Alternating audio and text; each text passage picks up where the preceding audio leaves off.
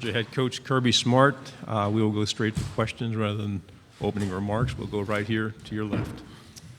Hi, Coach. Clint Sweitzer here, Great American Sports Network in Kansas City. Obviously, you guys haven't quite reached the pinnacle that you've wanted to the last few years, but just kind of talk about what it's meant to this Georgia Bulldog fan base to have risen to this level and to have gotten this close and obviously right on the verge of where you want to be. Probably not as much as it'll mean if we do reach the pinnacle, but they're a great fan base. They're one of the most avid groups there are out there. They support us, and they travel well. They go places. They've been a big part of our recruiting success. When you fill up a spring game with 93,000 people, it's pretty evident that they care about the game of football, and that's what these kids like in recruiting. So they've been a tremendous part of our success. They've embraced our staff and our players. And they will, because football means something in the state of Georgia. To your right, second row. Hey, Coach, how are you? Hey, Rachel. A couple questions for you. One, the first being, I know how relentless you are. You and I had a conversation after Sugar Bowl many years ago when you were at, not many years ago, but when you were at Alabama, and you were talking about waiting on the perfect job and wanting to take the perfect job and really, thinking about it. I'm curious, because having known that about you and also the way you recruit, I'm curious what you've done in the off season to become a better coach. Yeah, I think we always look internally to say, what can we do better? We do that as a staff. I hope each one of you guys do that, because I think, when you're green, you grow, and when you're right, you ride. And we're always trying to stay green. So we take our coaching staff places. Our guys went and visited several NFL places. Myself went and visited with Dan Quinn over at Atlanta Falcons, and got a lot of respect for him and shared some ideas. He's done a tremendous job with that organization. Visited with some general managers in the NFL, and just think that when you grow and you go get new ideas, it brings a freshness to your program that your players don't get bored with the monotonous same old, same old.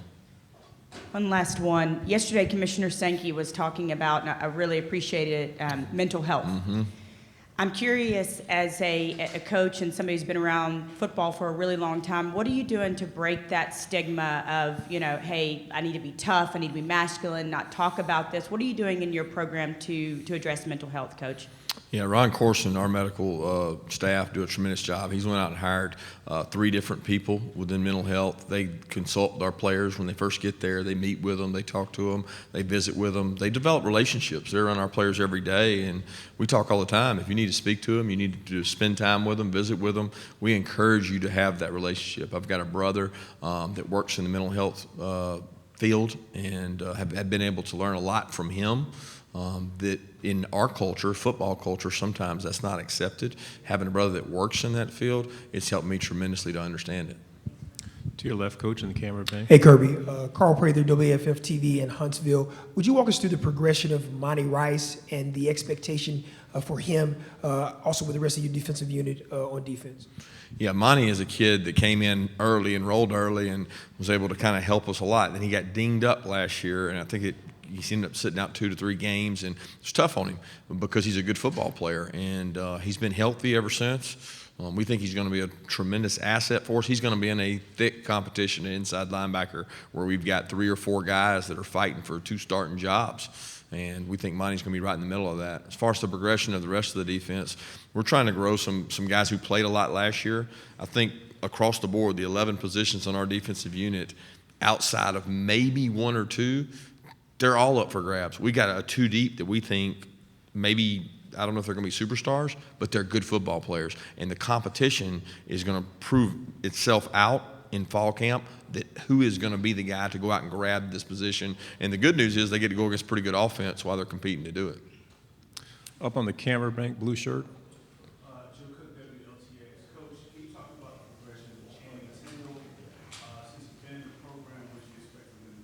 Yeah, Channing was a bright spot for us last year, especially on special teams. He was able to develop. He was a kid that played a lot of outside backer in his high school program, had not played as much inside backer. We put him inside. He's really fast.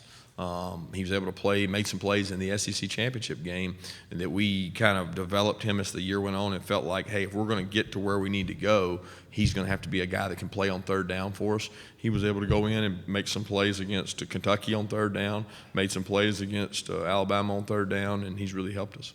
Up on the camera bank, and please ask your question loudly. Okay. Hey, Coach Mark. Jake Brummer just in here talking about how he takes his role as a mentor very seriously. I want to know, how have you seen him develop, not just as a quarterback over the last 2 years, but also as a leader and mentor for his team? He does it through his actions. I mean, this guy is the epitome of what college football is about.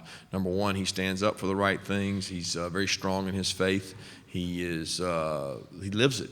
I mean, he lives it and he breathes it, and he does that with our players in a way that is not rubbing it in their face. And I have a lot of respect for his ability to be who he is, be confident in who he is, and still lead our team.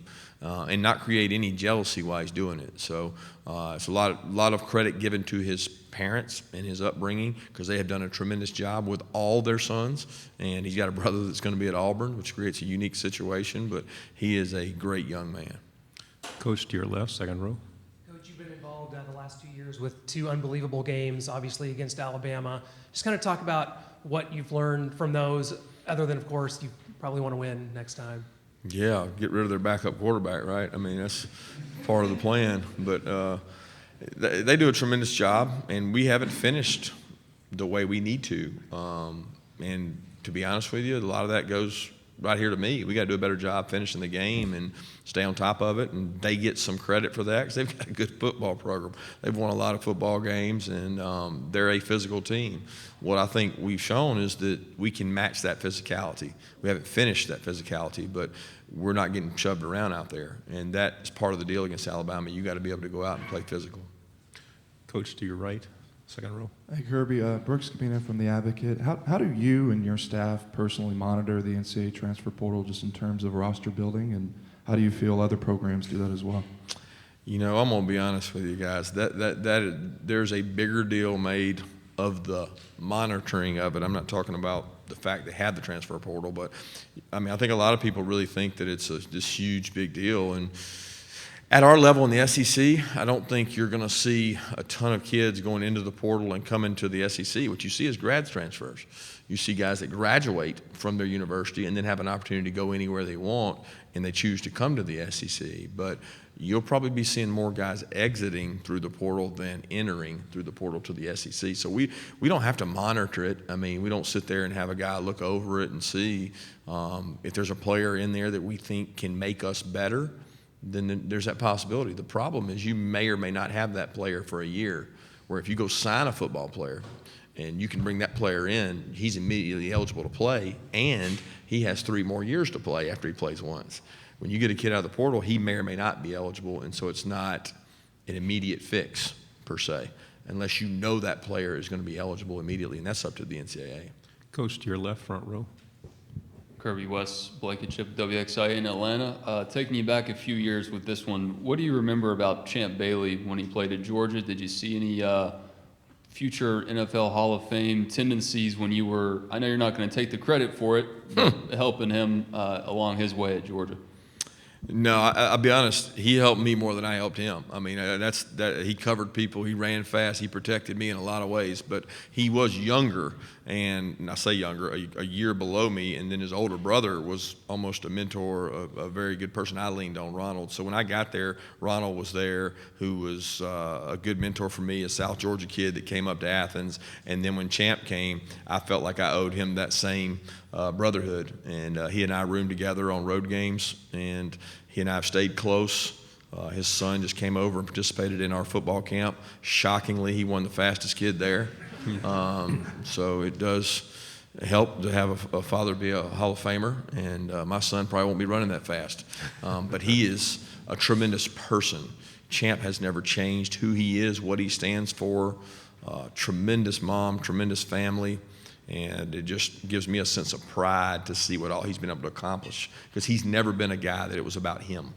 You know, he made some really Superman-type plays. I mean, I remember the guy playing receiver in like 98 snaps or something against LSU one year, going both ways. He had to get IV'd at halftime.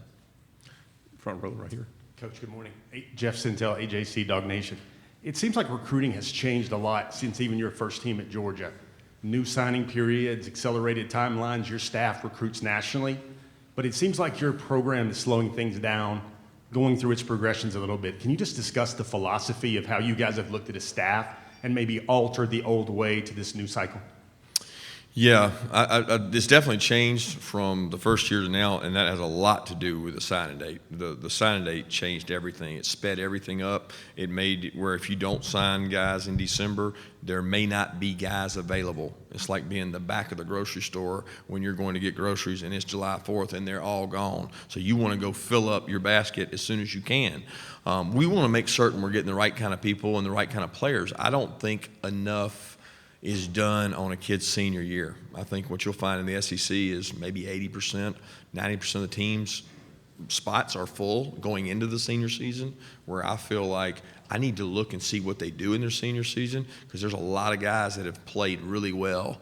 And you look at, Bradley Chubb jumps out to me. He was a kid that was probably under-recruited, but when you watch his senior tape, he was a good senior player, but he'd missed out on some opportunities at some SEC schools. So I would like to be able to evaluate guys longer, but once you have a player that wants to commit that is a really good football player, I think you've got to take that, especially if they've got great academics, because those two go hand in hand at the University of Georgia. So we don't necessarily want to be full, but we want to be able to go out and look at kids their senior year and find out how they're playing.